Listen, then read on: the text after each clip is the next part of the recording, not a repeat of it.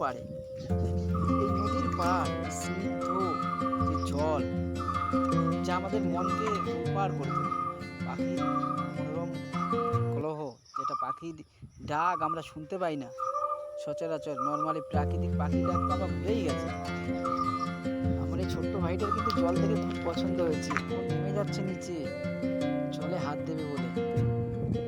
সাবধানে নামবি রে বাবু, কাঁটা ফুটে যাবে কিন্তু।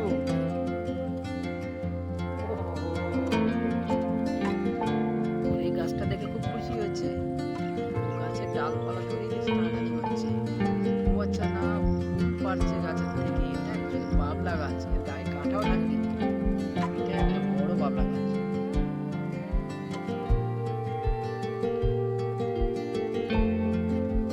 এই নদীর পাড়ে বসতে কেমন লাগছে বাবু?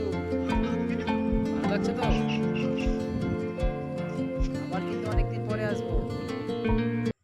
খুব খুশি হয়েছে নদীর পাড় ঘুরে। ও দেখাচ্ছে কি কি দেখেছে ওখানে। আচ্ছা, নদীর এই স্নিগ্ধ জল দেখে কি মনে হচ্ছে জানেন? একটু স্নান করে নিই। এত সুন্দর স্বচ্ছ জল, একটু স্নান করতে পারতাম। আর এই যে নীল টাইপের যে চৌকো বাক্স মতন দেখা যাচ্ছে না, এটাতে কিন্তু মাছ শিকার করে। মানে এখানে বসিয়ে রেখে দেবে, সকালবেলা এসে মাছ তুলে নিয়ে চলে যাবে। জলে মাছ থাকবে। আর এই দুজন কিন্তু আমার সাথী, এরা আমার সঙ্গে এসছে আজকে ব্লগ ভিডিও বানাতে। এরাও ঘুরে মজা নিচ্ছে, এদেরও খুব ভালো লাগছে।